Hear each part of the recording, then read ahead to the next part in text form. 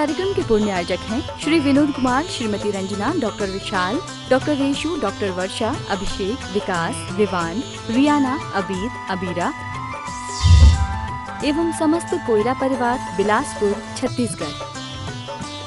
नमो अरिहंताणं,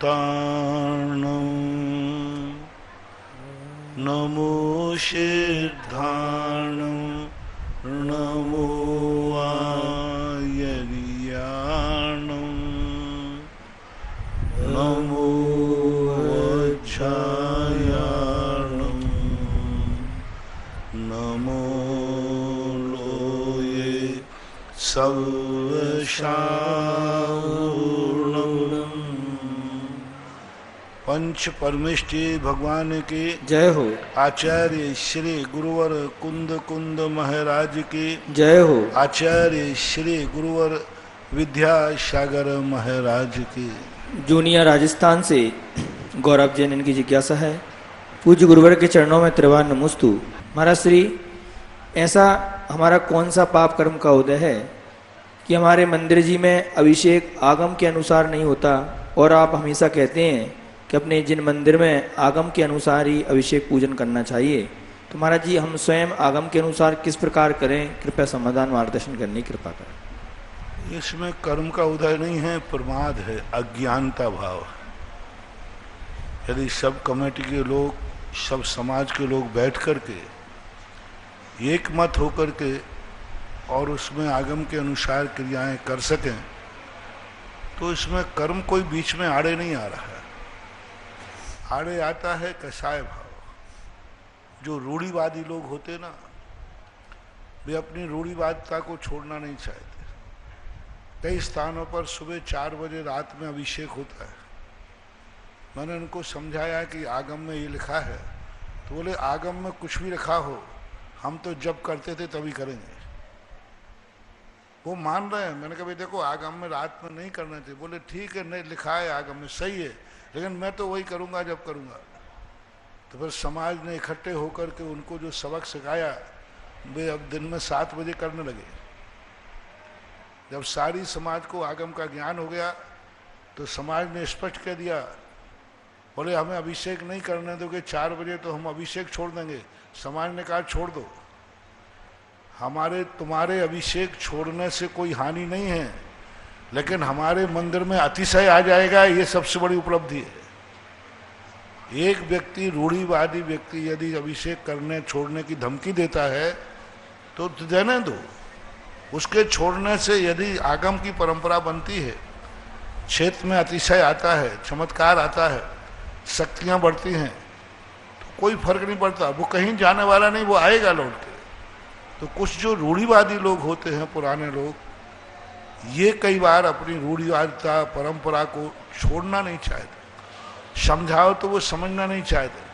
उनको ego point आता है, क्या हम मूर्ख हैं जो इतने सालों से कर रहे हैं? पुराने लोग करते थे, क्या मूर्ख थे? अरे भाई, मूर्ख तो नहीं थे, लेकिन ज्ञान नहीं था। पहले इतने स्वाध्याय नहीं होते थे, पहले शास्त्रों के इतने वाचन नहीं होते थे। तो इस कारण से बीच में कुछ परंपराएं ऐसी आ गई। सुधार करना चाहें सब लोग मिलकर के, तो बहुमत से सुधार कर सकते हैं। बनगांव से माधुरी जैन की जिज्ञासा है। पूज्य महाराज जी के चरणों में त्रिवार नमस्तु। महाराज जी, महाभारत में द्रौपदी 5 पांडव की पत्नी बताई गई है। जैन धर्म के अनुसार द्रौपदी 5 पांडवों की नहीं, तो महाराज जी विपरीतता कैसे है? कृपया समाधान करने की कृपा करें। कई बार क्या है, कुछ परंपराएं ऐसी चल जाती हैं जो मुहावरे के रूप में आती है। आप लोगों के यहाँ 2-3 परंपराएं चलती हैं ऐसी। कोई बाजार से बहुत सारी सब्जी खरीद के लाया, तो आप क्या कहते, आप तो पूरा सब्जी मंडी खरीद के लाए, पूरा बाजार खरीद के लाए। अरे भाई, अधिक लाए, जितनी चाहिए थी उससे अधिक आए, लेकिन कहने में तुम तो पूरा बाजार उठा के लाए। इसी प्रकार से कोई व्यक्ति हनुमान जी से संजीवनी बूटी मंगाई थी, तो इतनी सारी लेके आ गए, तो लोगों ने कहा कि अरे तुम तो पूरा पहाड़ उठा के लेके आ गए। तो पहाड़ की चल गई। शूर्पणखा की लक्ष्मण में नाक काट दी। अरे भाई, क्षत्रिय कभी स्त्री पर शस्त्र नहीं चलाता, नाक कैसे काट दी? बेइज्जती कर दी तो नाक कटे। अपन कहते भैया वहां गया तो मेरी तो नाक ही कट गई। नाक कटने का बेइज्जती हो गई। जो प्रस्ताव उसने राम और लक्ष्मण के सामने रखा था, उस प्रस्ताव को दोनों भाइयों ने ठुकरा दिया तो उसकी बेइज्जती हो गई। तो लोगों ने कह दिया कि शूर्पणखा की नाक कट गई। नाक नहीं कटी, बेइज्जती हुई। इसी प्रकार से एक पूर्व भाव के कोई कृत्य के कारण से पूज्यवर रविशरण महाराज ने जैन दर्शन के अनुसार कहा कि जिस समय बरमाला डल रही थी उस समय ऐसा कोई हवा का झोंका आया कि उस बरमाला के कुछ फूल की पाखुड़ियां पांचों पांडवों की गोदी में गिरी। गिरने से जो वहां पर असंतुष्ट राजा बैठे थे, जो द्रौपदी का वरण करने आए थे, लेकिन उनको द्रौपदी ने वरण नहीं किया तो वे असंतुष्ट थे। असंतुष्ट होने के कारण से उन्होंने कह दिया, देखो इसने वरमाला डाली, इसकी माला के फूल पांचों की गोदी में गिरे तो इसने पांच को वरण किया। यह एक अपवाद के कारण से चर्चा में बन गया। धीरे धीरे धीरे करके लोग घटना को तो भूल जाते हैं, पंच भर्तारी शब्द याद रह गया। घटना तो भूल गए कि घटना क्या थी, मात्र पंच भर्तारी शब्द रह गया। वो धीरे धीरे प्रचलन होकर के मार्ग बन गया और एक घटना आई। जैन दर्शन यह मानता है। अन्य दर्शनों के अनुसार जो घटना है, उनके दर्शन की कहानी अलग ढंग की है, विचित्र है। अब भिन्न दर्शनों कारण से भिन्न विचारों को हम एक करने में सक्षम नहीं है, करना भी नहीं चाहिए। यदि सारे दर्शन एक विचार वाले हो जाएं तो फिर अनेक दर्शन क्यों कहलाएंगे, सब एक हो जाएंगे। तो दर्शनों में विचारों में अंतर आता है, दृष्टिकोण में अंतर आता है, अपना अपना दृष्टिकोण होता है, अपने अपने दृष्टिकोण से वो फॉलो करते हैं। उसमें हमें ज़्यादा कोई विसंवाद नहीं करना चाहिए, ज़्यादा डिस्कशन नहीं करना चाहिए। और मैंने पहले ही कहा, कोई भी घटना को दो संप्रदायों से तुलना मत करो। दो संप्रदायों की तुलना करने से विसंवाद होता है। आप तो ये कहो कि ये बात दो संप्रदायों में इस रूप में मानी जाती है, बस खत्म हो गया। वो लोग ऐसा मानते हैं, ये लोग ऐसा मानते हैं। आप कौन हैं? आपको जो समझ में आए वो स्वीकार करो। आज का वर्तमान का प्रजातंत्र और सुधारवादी युग किसी का खंडन पसंद नहीं करता। आज के सुधारवादी दिमाग वाले लोग खंडन पसंद नहीं करते। वो कहते आप मत रखिए अपना, ये मान, हमें जो मानना होगा तो मानेंगे। इसलिए इन दोनों में सत्य क्या है, ये घोषणा न करना है न करवाना है। बस इतना कहो, जैन दर्शन ऐसा मानता है, वैष्णव दर्शन ऐसा मानता है। तुम जिसके फॉलोवर हो उसको तुम प्रमाण मानो, सीधी बात है। आप जैन है तो जैन दर्शन को प्रमाण मानो, वो वैष्णव है तो वैष्णव दर्शन को प्रमाण मानेंगे। अपनी अपनी प्रमाणिकता लेके चलो, तो ही यह जो नाना प्रकार के सांप्रदायिक मतभेद हैं, ये मतभेद जीवित रहेंगे और मतभेद नहीं हो पाएगा। मतभेद से खतरा नहीं है, मनभेद से खतरा है। मनभेद कहाँ आ जाएगा? जब तुम एक को सत्य और एक को झूठा सिद्ध करोगे तो मनभेद हो जाएगा। और जब अपनी अपनी विचारधाराएं हैं, मतभेद हैं, यदि मतभेद नहीं हो तो अलग अलग मत होते क्यों? अलग अलग मत इन्हीं विचारधाराओं के कारण तो हुए हैं। इसलिए आप जिस मत के हों उस मत की विचारधारा की तरफ आपका ध्यान आकर्षित होना चाहिए। आप जैन मती है तो जैन शास्त्रों में वो पंच भर्तारी नहीं थी, एक अपवाद था, एक चर्चा थी, इस कारण से ऐसा हो गया, तो ऐसा मानना चाहिए। अमरपाटन से राजीव जैन की जिज्ञासा है, पूज्य आराध्य गुरुदेव के चरणों में त्रिवार नमोस्तु। महाराज जी, हमारी जिज्ञासा है कि मनुष्य को 8 वर्ष अंतर मुहूर्त में सम्यक दर्शन की प्राप्ति होती है। महाराज जी, त्रियंशों में सम्यक दर्शन कितने वर्ष की उम्र में प्राप्त हो सकता है? कृपया समाधान करें। त्रियंशों का तो जो गर्भज हैं, मास पृथकत्व प्रमाण से भी सम्यक दर्शन की स्थिति आती है। उनको 8 वर्ष का नहीं, देवों में मुहूर्त, नारकियों में मुहूर्त प्रमाण में, त्रियंशों में मास प्रतिकत्व के अंदर सम्यक दर्शन की योग्यता आ जाती है। सूरज से वैभव काला इनकी जिज्ञासा है। पूज्य गुरुदेव के चरणों में त्रिवान नमोस्तु। महाराज श्री शांतिनाथ, कुंतुनाथ और अरेनाथ भगवान चक्रवर्ती हुए, महाराज जी बाकी के तीर्थंकरों को चक्रवर्ती का बंद, चक्रवर्ती क्यों नहीं हुए? क्या चक्रवर्ती बंद पहले से ही? अपना अपना पुण्य है, उन्होंने इस ढंग का पुण्य नहीं कमाया।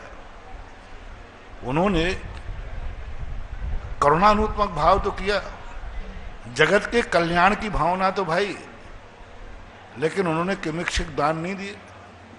चक्रवर्ती जो पद मिलता है वो दान का फल है और दान के परिणाम स्वरूप होता है। जो सारे जगत के लिए अपना दान देता है, सब कुछ करता है, वो चक्रवर्ती बनता है। तीर्थंकर जो हैं वे जगत कल्याण की भावना करते, वो जगत को सुखी करने की भावना करते। उनके मन में भाव आता है कि सारा जगत सत्य मार्ग पर चले, सारा जगत सत्य को पहचाने, सारा जगत सम्यक दृष्टि हो। तो तीर्थंकर प्रकृति के बंध में धर्म की मुख्यता होती है, वह धर्म की तरफ प्रेरित करता है। वो भावना करता है कि सब व्यक्ति धर्मात्मा, कोई गलत हो ही नहीं, सबका मन अच्छा हो, सबका वचन अच्छा हो, सबकी क्रियाएं अच्छा हो, सबका आचरण हो, सब धर्मात्मा हो, सबके अंदर धर्म सम्यक दर्शन की प्राप्ति हो, सबका कल्याण हो। ये भावना जो भाते हैं वो तीर्थंकर बनते हैं। और जो चक्रवर्ती आदि बनते हैं ये कहते हैं सब अभाव में कोई नहीं जिए, कोई गरीब ना रहे, कोई भूखा ना रहे, कोई आवाज से रहित ना रहे, किसी भी आंख में आंसू ना आए, सब भरे पूरे रहे, हर आंगन में हरियाली रहे, हर आंगन में। धर्म की मुख्यता नहीं है यहाँ। तीर्थंकर धर्म की बात कर रहे हैं और चक्रवर्ती की भावना होती है सबके आंगन हरे भरे रहे, किसी के घर में कोई अभाव नहीं हो, दरिद्रता नहीं हो, किसी प्रकार की कोई परिणति नहीं हो। तो वो सांसारिक वैभव के प्रति सारे संसार को पूर्ण देखना चाहते। हर व्यक्ति अपने आप में सब तरफ से वैभवपूर्ण हो, ऐसी भावना जो भाते हैं वे चक्रवर्ती बनते हैं। और चक्रवर्ती ऐसी भावना भाने के लिए प्रयास करते हैं। किसी गरीब को देखकर उनके मन में भाव आता है कैसे क्या करूं इसको अमीर बना दूं।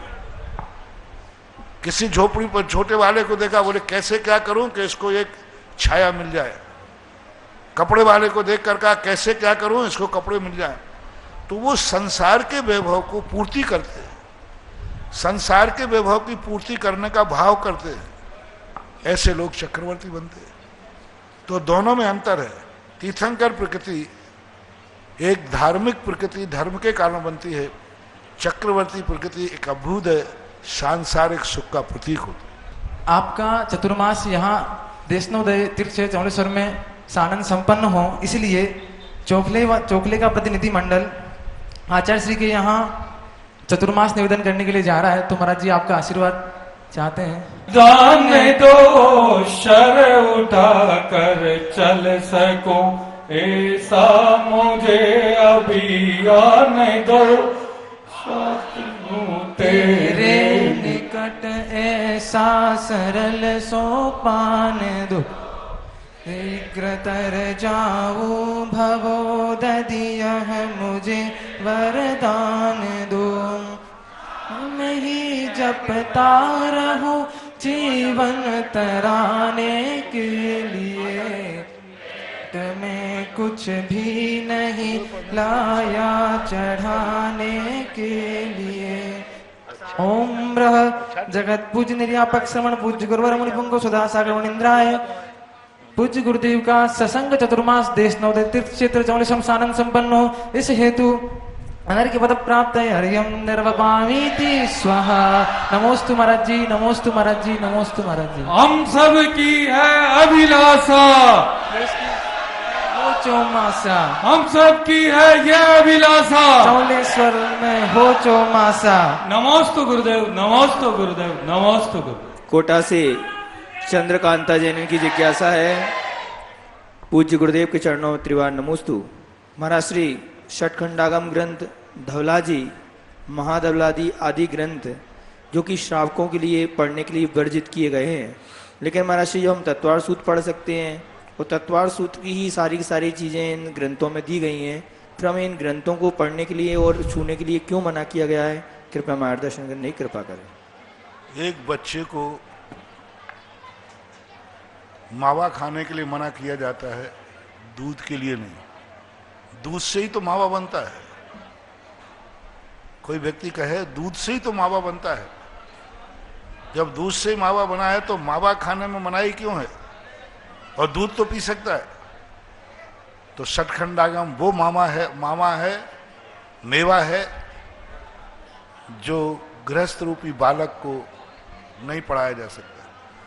तत्वार सूत्र सब उसी से बने हुए हैं, लेकिन तत्वार सूत्र वो दूध है जो बालक भी पी सकता है। तत्वार सूत्र एक संग्रह ग्रंथ है, उसका एक भाग है, एक भाव है तत्वार सूत्र का। मैंने एक दिन कहा था ना कि जब पूज्यवर नेमी चंद महाराज दक्षिण भारत में श्रवण बेलगोल के अंदर षटखंडागम का स्वाध्याय कर रहे थे, जैसे ही चामुंड राय उनके भक्त थे, वो आकर बाजू में विराजमान होकर बोले, गुरुदेव क्या पढ़ रहे हो?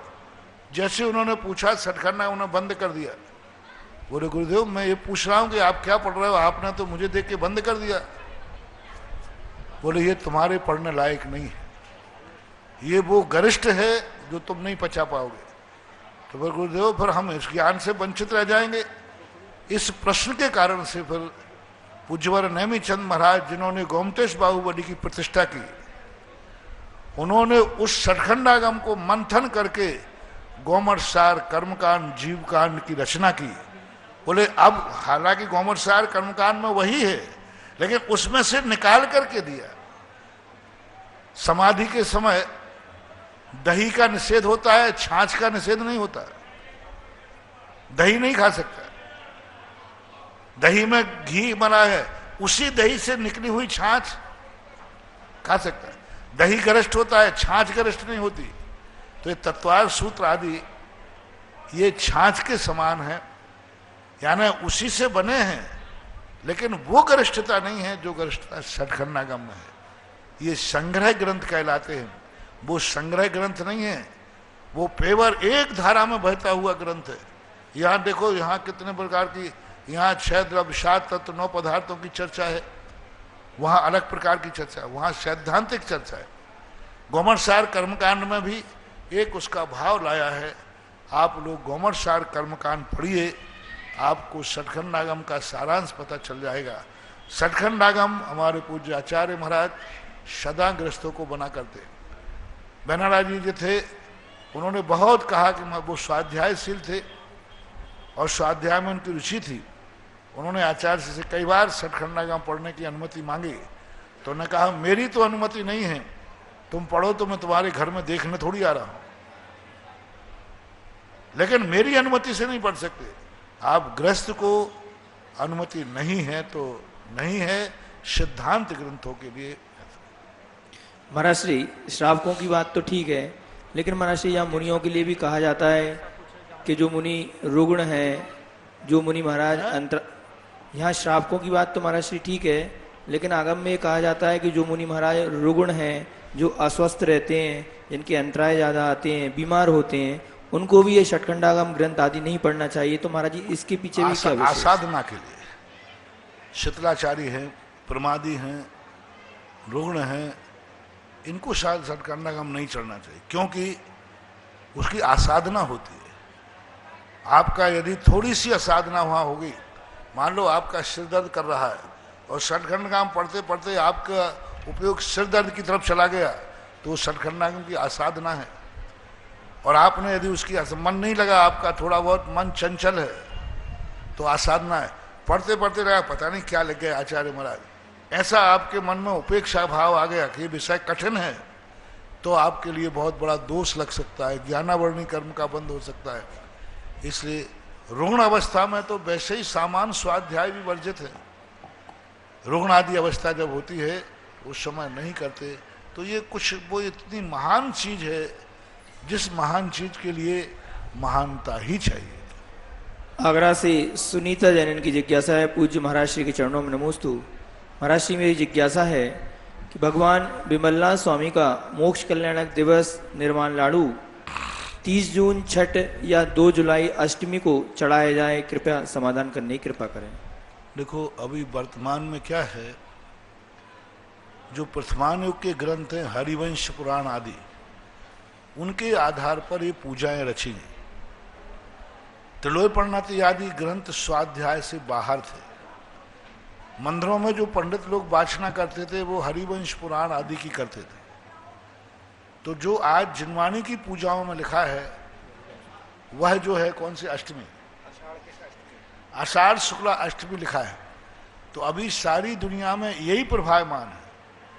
छठ का जो 2000 वर्ष पहले त्रिलोय प्रणति है, इसके वाचन ही नहीं होते थे।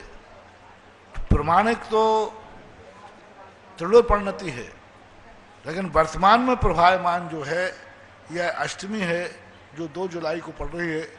तो अभी जो चल रहा है, आपको इसमें कोई दोष आने वाला नहीं है, क्योंकि आपको जो प्रभावमान बताया गया वही है।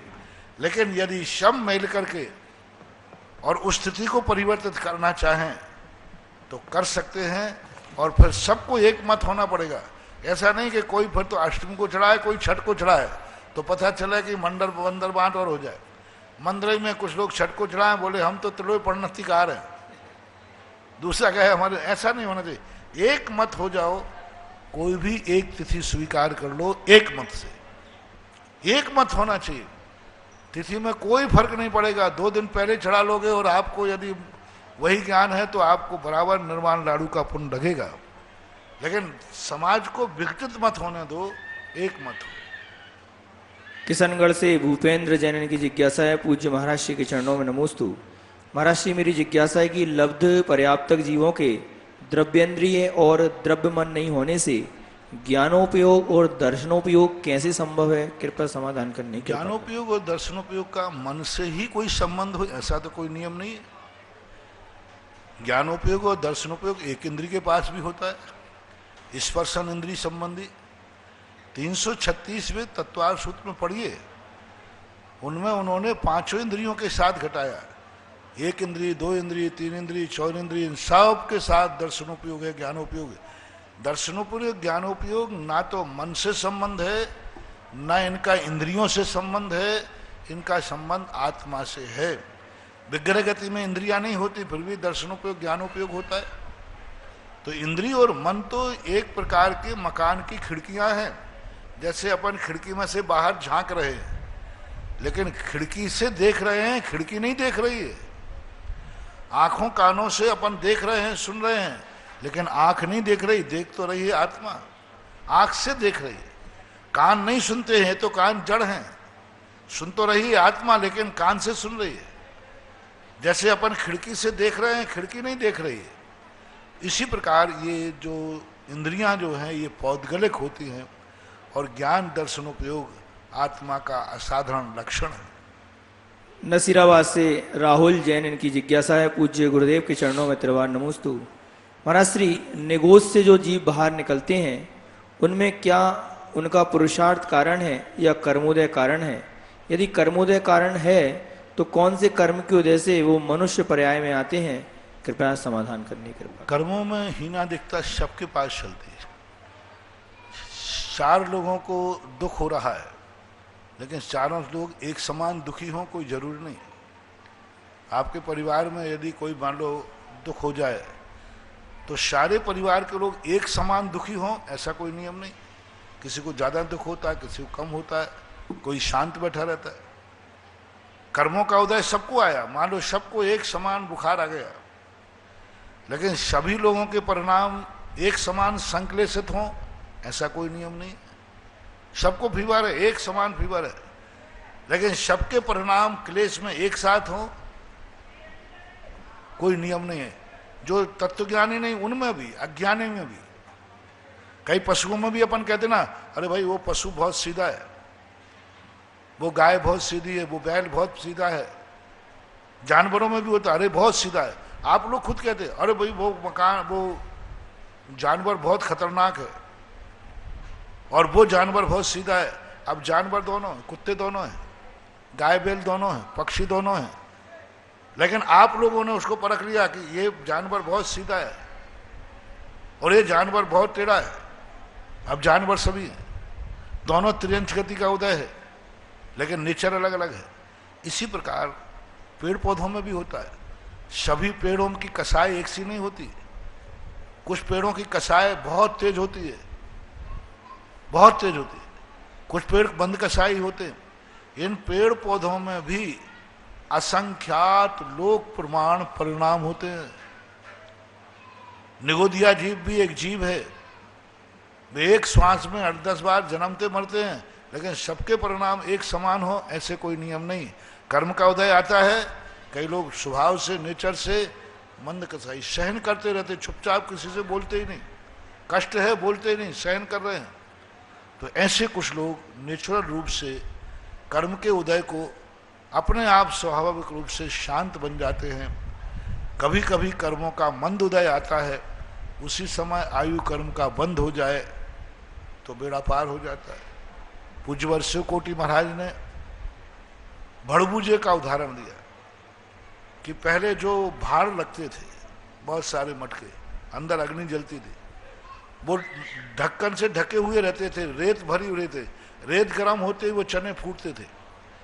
तो जो भड़बूजे वाला होता है, उन चनों को पलटी करने के लिए लकड़ी का एक तंगड़ा लिया रहता है, उससे वो पलटता है। तो जैसे वो ढक्कन को उठाएगा और वो पलटे, उसी समय कोई चना फूट करके जहां वो ढक्कन उठाया वहीं से बाहर आ गया।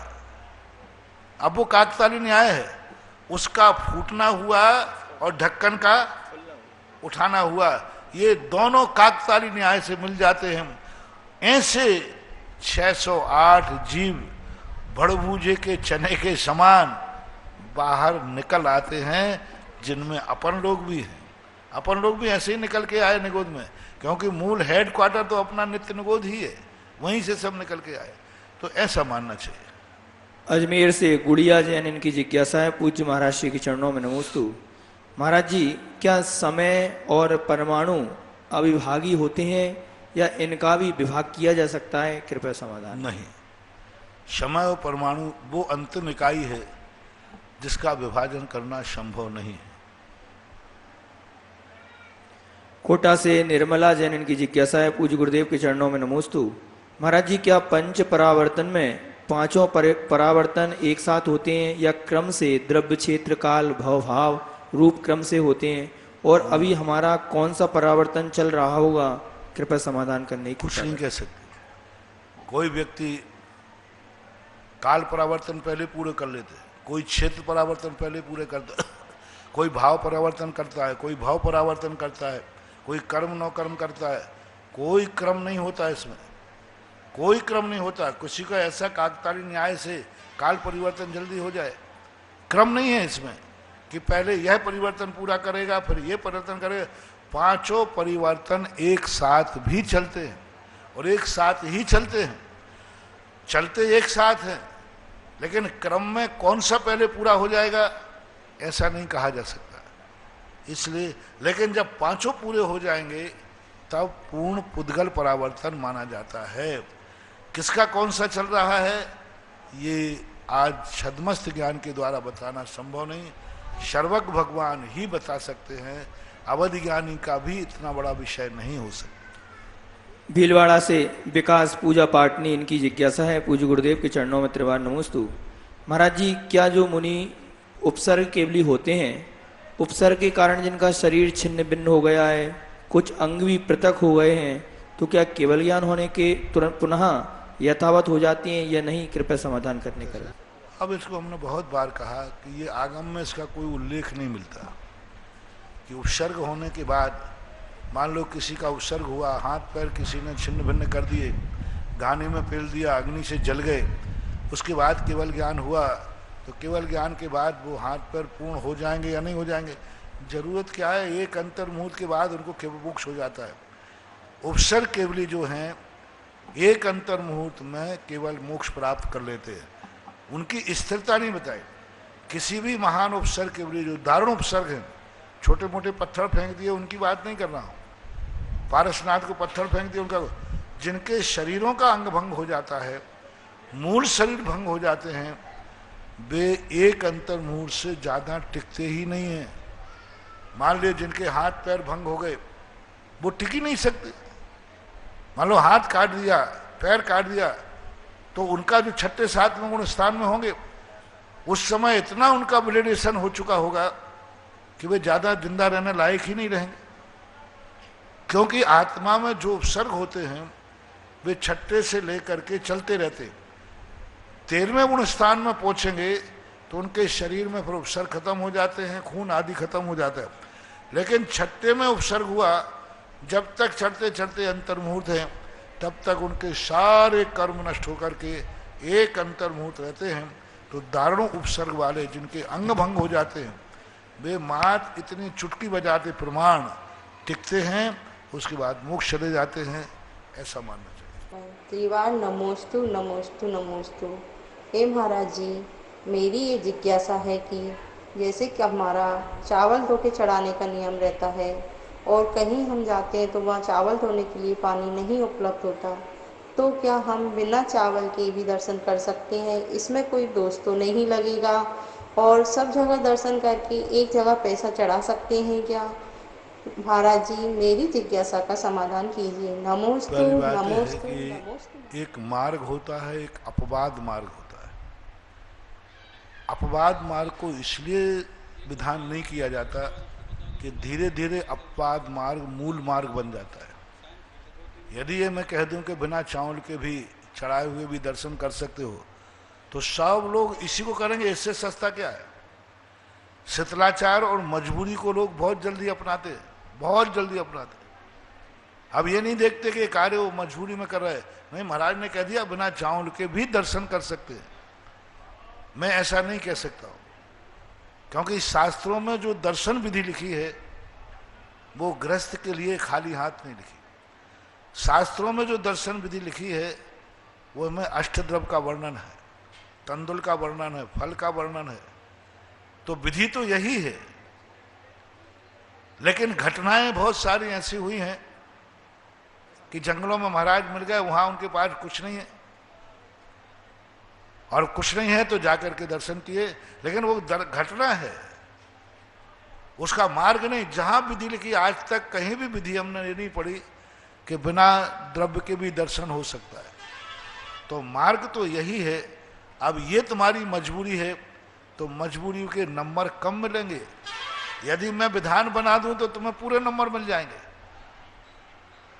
हाँ, पूरे नंबर तुम कहोगे चावल हो या नहीं हो, तो वैसे जैसे तैसे तुम बाहर जाते समय चावल की पोटली का ध्यान रखते, तो अब तो और नहीं रखोगे, क्योंकि महाराज ने क्या कह दिया कि बिना उसके भी दर्शन कर सकते हो। तो ऐसा नहीं, ये मार्ग नहीं है, बराबर आपके नंबर कम होंगे। जो मार्ग बनाया जाता है, चाहे मजबूरी में हो चाहे कैसे ही हो, उसको जितने अंश में कम करोगे उसके नंबर कम होंगे। मान लिए सामयिक का भाव बनाया, अब किसी की कमर दुख रही है तो महाराज हम कुर्सी पे बैठ के कर ले, तो कर लो, कौन मना कर रहा है? नंबर कम होंगे, फेल नहीं माने जाओगे, लेकिन पूरे नंबर मिलेंगे। एक व्यक्ति पूरी पद्मासन लगा के कर रहा है और एक व्यक्ति कुर्सी पर आराम से टिक के कर रहा है। ठीक है, वो मजबूर है तो क्या हुआ, लेकिन उसके नंबर कम माने जाएंगे। आप तो ये समझना चाहिए, जैसे एग्जाम में, परीक्षा में कोई व्यक्ति किस मजबूरी में है, वहां तो ये देखा जाएगा इसमें काफी में क्या लिखा है। अब वो कहे नहीं साहब रात में मुझे नींद नहीं आई रात में मेरा सिर दर्द होता रहा, ये नहीं देखा जाएगा वहां के पेपर देने वाले को बुखार है। अब बुखार यदि फीवर है उसको और वो परीक्षा दे रहा है, एक स्वस्थ व्यक्ति दे रहा है और एक फीवर वाला दे रहा है, दोनों को क्या छूट है? फीवर वाले को छूट है कुछ नहीं, वो कम लिखेगा तो पूरे नंबर मिलेंगे।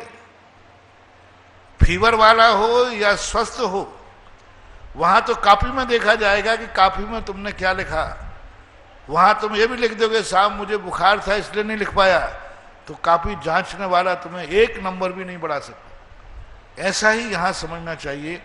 आपकी जितनी जितनी क्रियाएं कम होती हैं उतने उतने आपके नंबर कम होंगे। बस आप पूरे नंबर लेना चाहें तो ये मार्ग बन जाएगा, पर हर व्यक्ति वही करेगा। इसलिए जिस दिन आपके चावल आपके पास नहीं है उस दिन आपके चावलों के नंबर कट जाएंगे, बाकी नंबर मिलेंगे।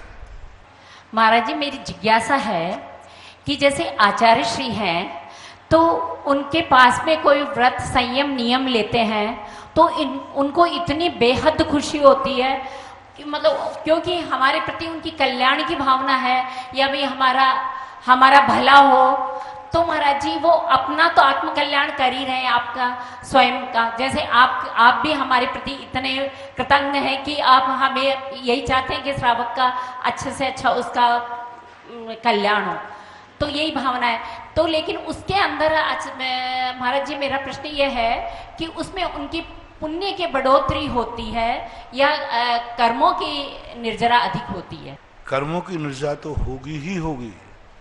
स्वयं धर्म पालन करना और दूसरे को धर्मात्मा बनाने का भाव करना गुणिशो प्रमोदम।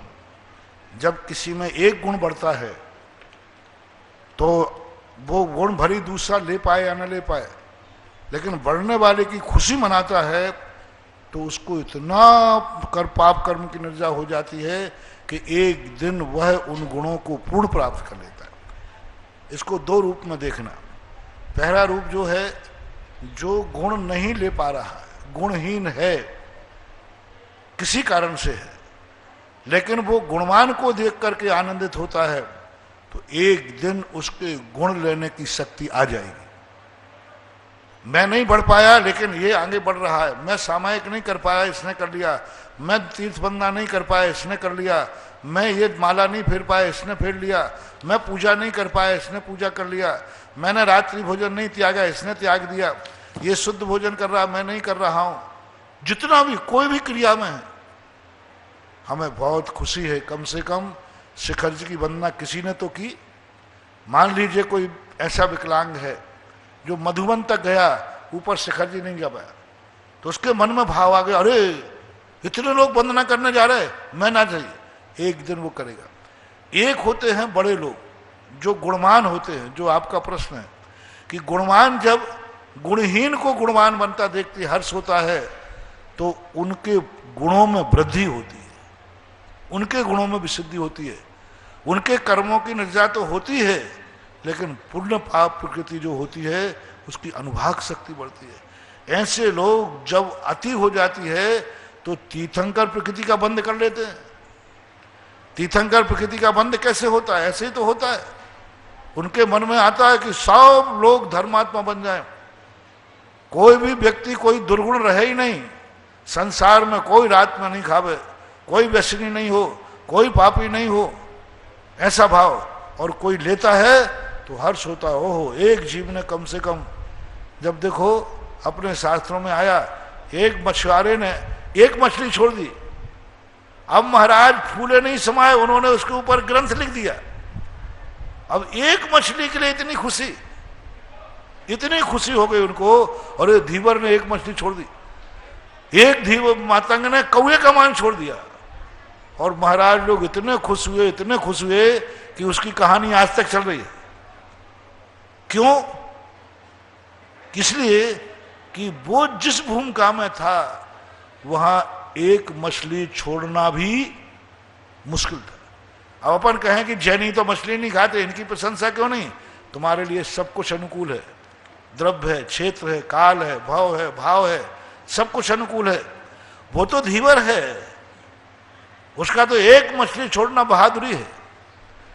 तो गृहस्थ लोग जब व्रत नियम लेते हैं तो हम शादियों को खुशी इसलिए होती है कि आप लोग जिस वातावरण में रहते हो, हम लोग अपना व्रत पालन कर लेते, हम लोग इतना ज्यादा कोई नहीं, क्योंकि हमारे लिए प्रतिकूल वातावरण है ही नहीं।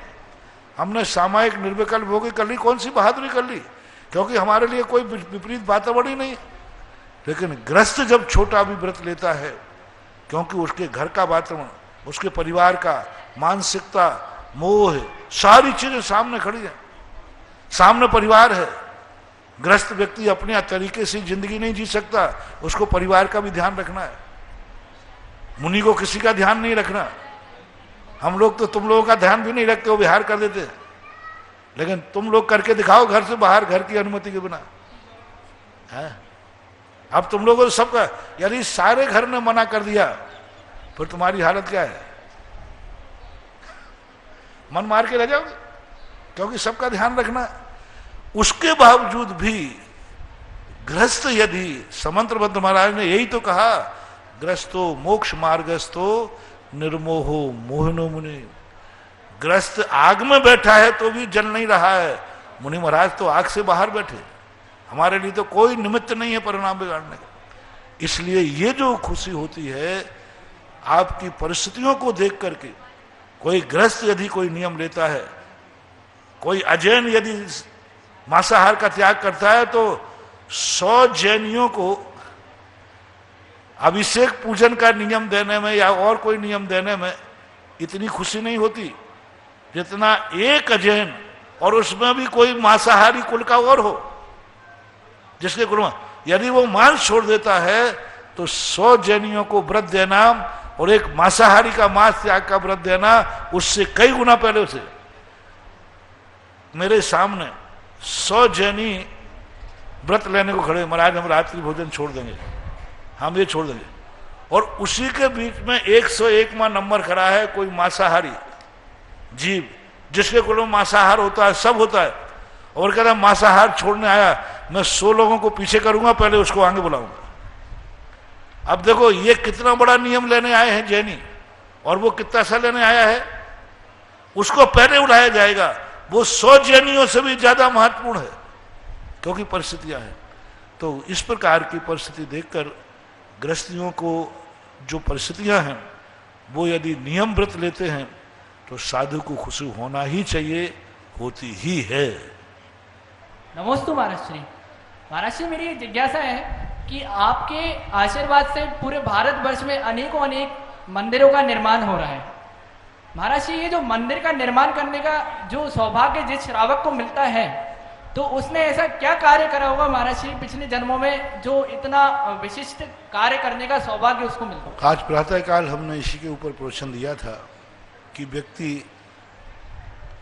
के हाथ से जो पुण्य कार्य होता है ऐसा ही नहीं होता।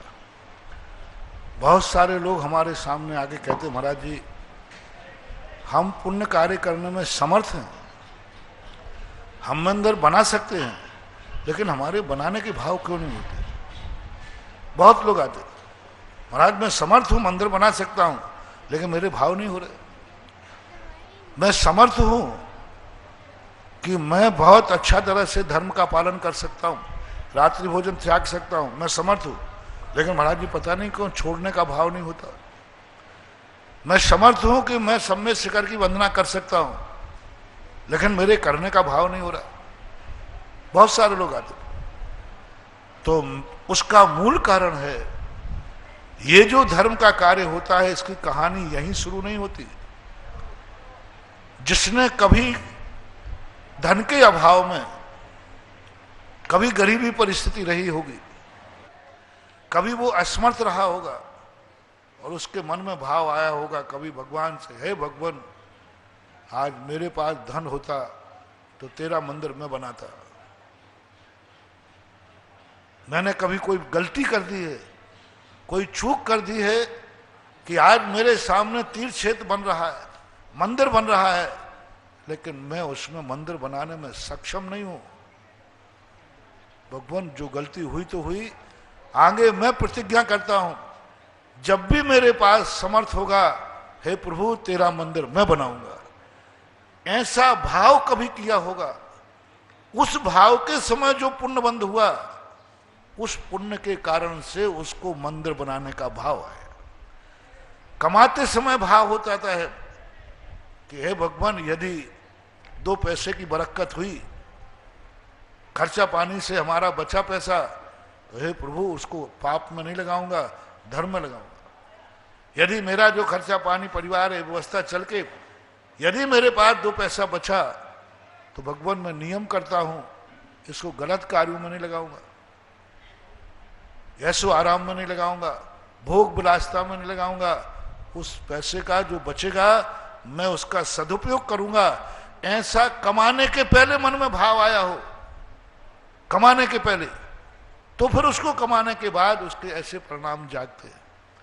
और जिन व्यक्तियों का ऐसा भाव होता ही नहीं, वो समर्थ हैं, फिर भी वो कह रहे हैं कि महाराज मैं समर्थ हूं मंदिर बनाऊं लेकिन मेरे भाव नहीं हो रहे, इन लोगों का पापानुबंधी पुण्य का उदय होता है।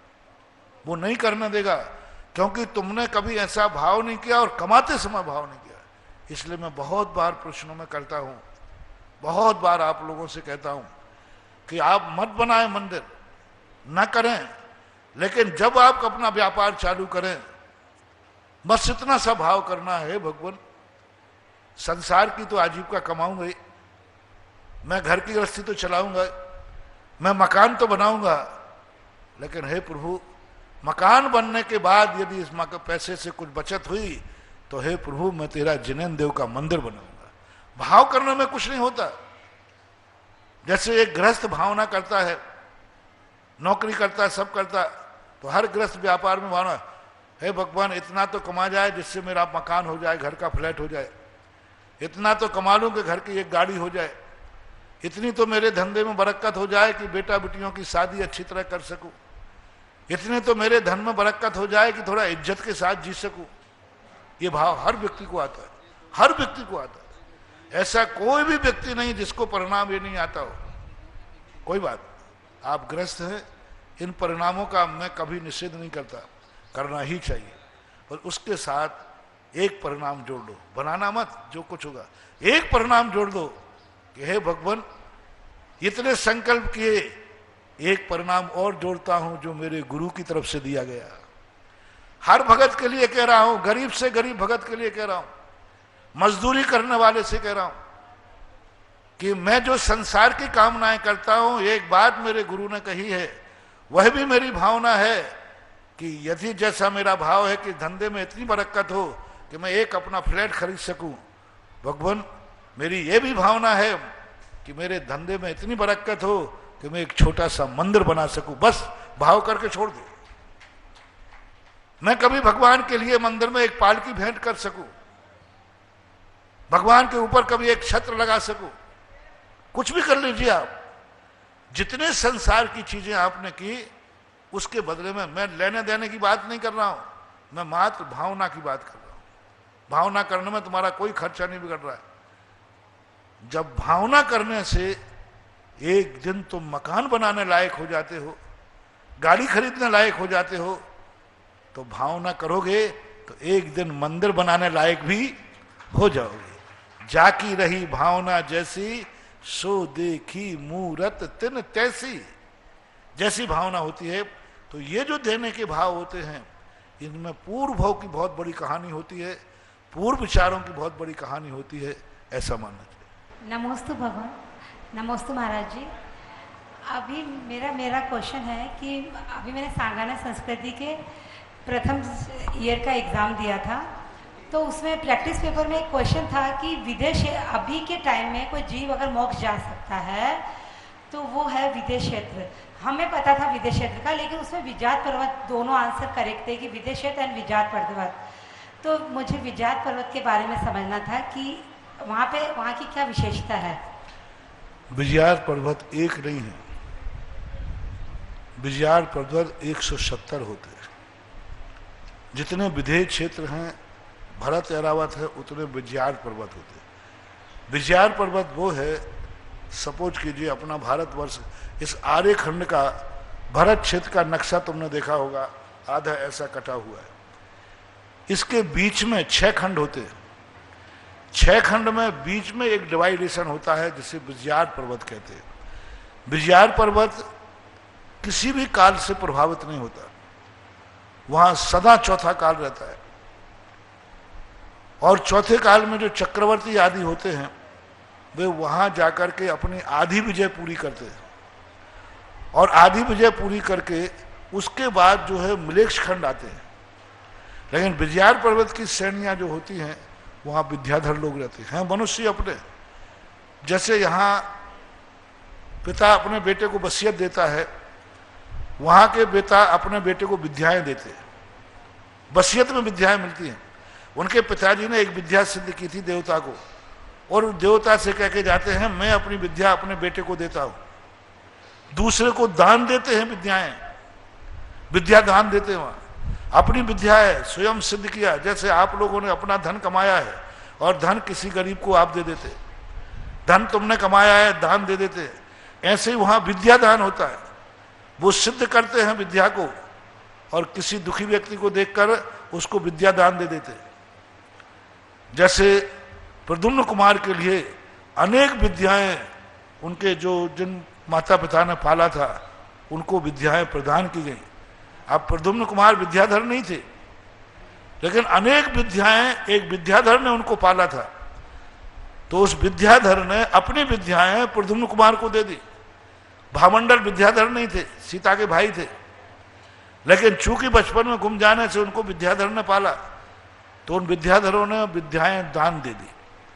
तो ऐसे वो क्षेत्र कहलाता है, किसी भरत क्षेत्र में है, लेकिन वहां अपन लोग नहीं जा सकते। वो अपने यहाँ आ सकते हैं, आना चाहें, लेकिन वो अपन को दिखें ऐसा कोई नियम नहीं है। वहां से आज भी मोक्ष है। तीर्थंकर वहां नहीं होते, तीर्थंकरों का प्रभाव नहीं होता, वो विधेय क्षेत्र में होता है। ऐसा जो विजयार्थ पर्वत की श्रेणियां कहलाती हैं, जहां से सदा मोक्ष होता रहता है। अगली जिज्ञासा श्रीमती सुशीला जी पाटनी किशनगढ़ तैयार रहेंगे। किरण जी बाकलीवाल ब्यावर। महाराज जी, मेरी शंका है कि निर्जरा कितने प्रकार की होती है और क्या मिथ्या दृष्टियों की भी अभिपाक निर्जरा होती है, और निर्जरा के मुख्य कारण क्या है? निर्जरा दो प्रकार की है। द्रव्य संग्रहकार ने स्पष्ट रूप से किया कि निर्जरा एक देश निर्जरा और सर्वदेश निर्जरा। एक देश निर्जरा संसारी प्राणियों की होती है और सर्वदेश निर्जरा जो है मोक्ष जाने वालों की होती है। सर्वदेश निर्जरा होती है वो एक अंतर्मुहूर्त में मोक्ष प्राप्त कर लेते हैं, और एक देश निर्जरा के दो भेद हैं, एक सविपाक और एक अविपाक निर्जरा। सविपाक निर्जरा वो कहलाती है जो कर्म जैसे बांधे थे अपना काल पा करके उदय में आते हैं, आगे पीछे नहीं। पेड़ पर लगा हुआ फल, पेड़ पर लगा हुआ आम का फल है, वो डाली पर अपने आप पक गएगा, ये कहलाता है सविपाक निर्जरा।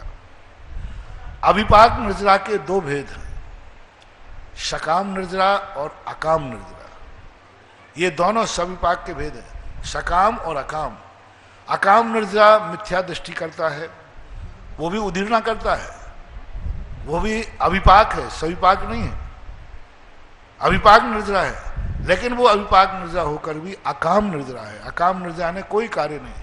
सपोज कीजिए जैसे कोई व्यक्ति है, कमरे में बंद कर दिया, आज इसको भोजन नहीं मिलेगा, और एक व्यक्ति ने कहा आज मैं भोजन नहीं करूंगा, उपवास है। अब दोनों को बराबर भूख लगेगी, दोनों को बराबर प्यास लगेगी, दोनों है, लेकिन वो जो भूख प्यास मजबूर है उसके भी कर्मों की अविपाक निर्जरा हो रही है, उसकी भी उदीर्णा हो रही कर्मों की, उनके भी कर्म झर रहे हैं, निर्जरा हो रही है।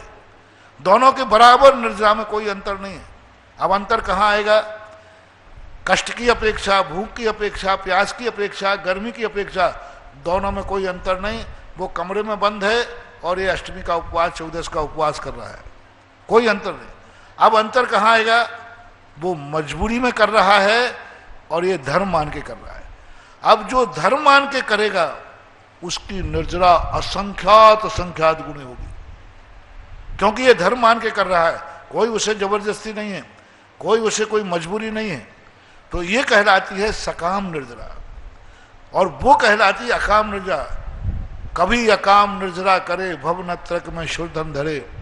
तो जो मजबूरी में अज्ञानवश, ख्याति पूजा के लाभवश, आत्म अनात्म के ज्ञानहीन जे जे करनी तन करण छीन, आत्मा और अनात्मा का कोई ज्ञान नहीं है, फिर भी जाकर के एक पैर पे खड़े हैं, फिर भी जाकर के विभिन्न प्रकार के तप कर रहे हैं।